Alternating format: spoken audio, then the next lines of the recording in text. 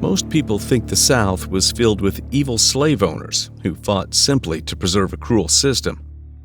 But what if I told you that many who fought for the Confederacy didn't even own slaves, and some didn't fully understand what they were really fighting for? They said it was about honor, states' rights, independence. But when the letters from the front started piling up, the truth began to unravel. We're going to walk through this war from the side that lost, through the eyes of farmers, mothers, and foot soldiers. Because what we will find will change everything you thought you knew about the Civil War. Let's discuss it in today's episode of Light's History.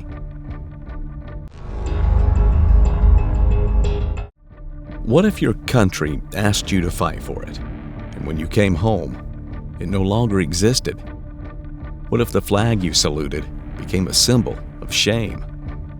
That's what happened to an entire generation of Southerners. After the Civil War, some Confederate soldiers wrote they no longer knew what they had fought for. And it is precisely their letters and their diaries that tell the real story of what it means to lose a war and lose yourself with it. But it all started with jubilant cries for victory. Chapter 1. Sparks and Cheers. I remember the day Charleston exploded with joy when South Carolina seceded. I was a wife at home, hearing the drums and cheers from a distance. Mary Boykin Chestnut wrote of that time, "The women were wild. They prayed while the men stood yelling their encouragement to the gunners. It was like a revival joined with grief, cheers masking dread. I was a young farmer's son, swapping fields for uniform, believing every boast I heard. Many of us thought the war would be over in less than 3 months. In letters home, one soldier said they expected to return before the season changed. We told our mothers not to worry.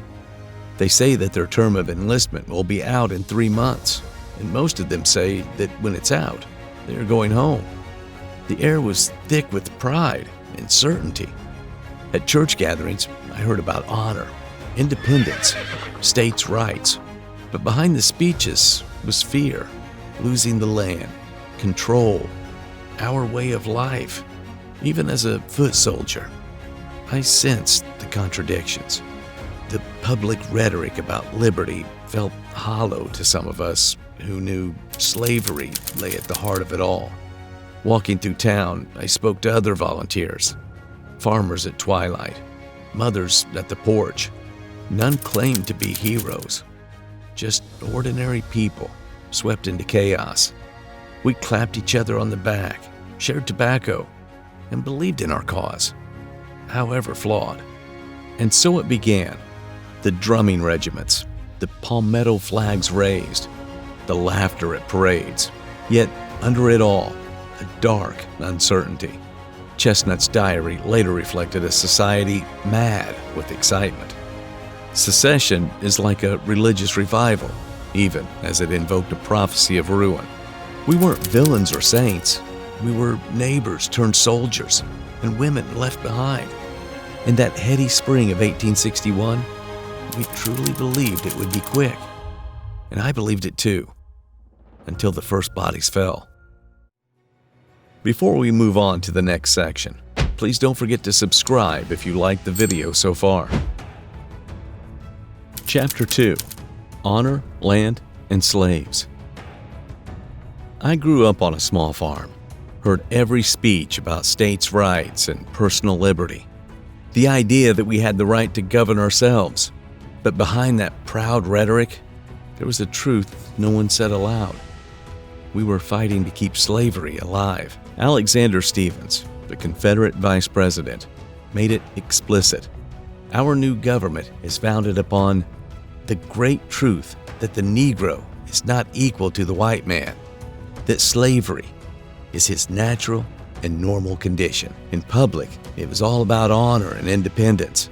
But in letters home, I confess, I was protecting my land, my family wage, the system that enabled me, even if it imprisoned others. I remembered a friend, poor farmer, writing late at night under candlelight. "I'm fighting for home and hearth," he said, "though I know the masters up the road own more than fields. They own human beings." That tension wasn't lost on us. We believed in defending our patch of earth, but we also upheld something that denied the humanities of others. There was a real split between the elite planters and men like me. The big plantation owners wrote confidently about defending a way of life. I was scrimping to pay taxes and feed my children. Yet when forced to enlist, we all shared the same uniform, the same fear. Mothers who stayed behind, widows in waiting, wrote of loving their children and praying they wouldn't die for a cause that benefited only a few. So there I was, in camp, talking to fellow volunteers, some honest about it, others silent. We grumbled over rations, wrote home of the heat and dust, but few mentioned the ideal of liberty we claimed matched slavery. I felt that contradiction deeply. Fighting for freedom, we weren't willing to share. We weren't villains. We were neighbors, farmers, mothers, soldiers, muddled in belief and fear. When I read Stephen's speech later, the foundation of our government felt like a confession, not of justice, but of a cruel truth. Chapter 3. Line Letters. I still remember the roar when we chased Union troops back from Bull Run in July 1861. We were convinced of our invincibility until the horror came flooding in. One Confederate private later wrote, "I had never seen such carnage. We cheered when they ran, but I still see their faces. The jubilation turned to a nightmare you couldn't shake." At home, families received news of the triumph with trembling hands. Lucky Buck of Virginia described the chaotic mix of joy and dread in her diary. There was relief, but casualty lists followed so fast they overshadowed the victory. I read entries that said, "Such a great victory," and then listed hundreds of missing, wounded, or dead neighbors. When we reached the fighting at Shiloh in 1862, the myth of Southern superiority cracked. I recall a letter from a comrade in the trenches. He wrote of sunken eyes, soaked uniforms, the smell of gunpowder and blood. It was no longer a parade. It was a grind. By the time I finally wrote home myself, I was not boasting. I confessed. We celebrated when the enemy broke, but I cannot erase the smell of death. Men around me grew quiet after victories, staring at fields littered with bodies, realizing this war wasn't heroic. It was hell. Civilians sent letters saying they heard soldiers cheering, then hours later heard weeping. They prayed for returned sons, but also battled grief upon learning of new loss. The early hope, the pride, was dimming. We weren't generals stacking trophies. We were farmers' sons and neighbors who marched out with swagger and returned with haunted eyes. In those first battles, we discovered the cost. We thought we were winning, only to learn that we were really losing. Chapter 4. Bread Riots. One letter from a plantation mistress in Georgia admits, "These are dark days we are all passing through now. But some think it's only the beginning, the twilight, as it were, of a dark, long night, and that the new year that has just dawned will be a year of blood." We were ruined, though I can't find the exact phrase in surviving diaries. The sentiment was universal. At home, I clutched that letter while trying to feed my children with less and less. In Richmond, food riots exploded in April 1863. Hundreds of desperate women, many armed, marched in silence, went shop to shop, breaking windows, seizing food, clothing, and linens. They refused to disperse when the governor or mayor confronted them. This wasn't a spontaneous rowdy mob. It was organized anguish. Mary Jackson, a market peddler, led perhaps 5,000 people demanding bread or blood. One diarist described the tragic scene. The streets were full of gaunt women and starving children. The city swung between pity and shame. Militia finally dispersed them with minimal violence, but the smell of desperation lingered. Back on the farm, we heard rumors of Confederate officers impressing our livestock and food, paying little or nothing. One Georgia official actually seized textile mills, crops, cotton, and cattle to feed the army, but left civilians with near nothing. I spoke with other poor families. They resented the elite planters for hoarding cotton while we starved. Letters poured into local papers. We trusted the Confederacy to protect our land, but all it offered was hunger and hardship. We weren't villains. We were farm wives and mothers, forced to live day by day, watching corn run out while prices soared. Our boys wore ragged clothes because socks and shoes were taken for the army. The leadership, distant and elite, felt indifferent to the suffering of the common folk.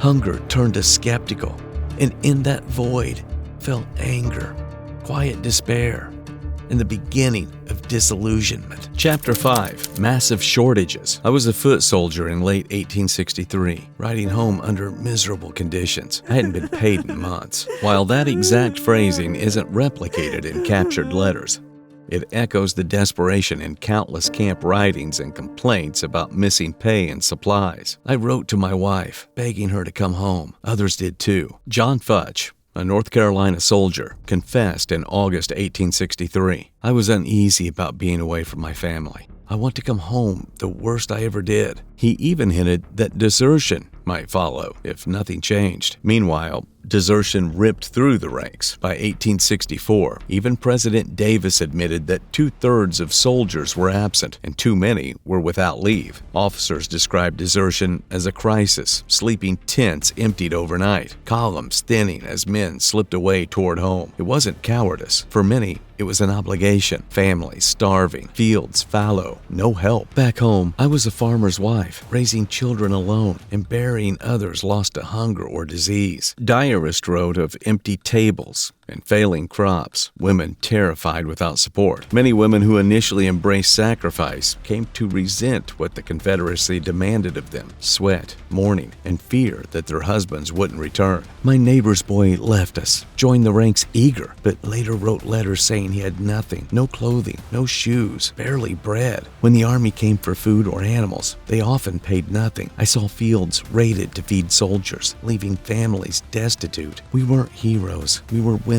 forced to feed mouths with prayers, men marching in tattered boots, and children starving. The morale Davis fretted over was breaking. In camp and at home, exhaustion replaced belief. The war ground on, and in that grinding, we began to fray. Chapter 6. Gettysburg Turnaround. I came to feel that Gettysburg changed everything. On July 3rd, during Pickett's charge, a fellow Confederate private wrote, "We fell like grain before the reaper." It must have felt like walking into a storm of lead, boys advancing across that wide field, only to be cut down in droves. I spoke with wounded comrades later who confessed it wasn't fear, it was resignation. Pride of early victories drained away in confusion and pain. When the news reached home, families sank into stunned silence. I read letters from southern towns, mothers, neighbors, farmers, writing they had expected celebration, not mourning. Instead, they listed names of the wounded and missing, often without knowing if they would ever return. The community seemed drowned in sorrow, words failing where grief reigned. I was a farmer's son who had enlisted full of confidence. But after Gettysburg, my letters home held less bravado. I wrote of dust-choked lungs, bloody water, shells cracking overhead, asking only that they keep faith with those still alive. I didn't boast. I begged reassurance. Civilians shared in that despair. Some women wrote they had watched the news arrive page by page, name after name, until their hands shook too hard to read. In camp, I saw men walk with haunted eyes, silent in their tents. At home, neighbors stayed indoors, shuttered farmhouse windows against more hearing.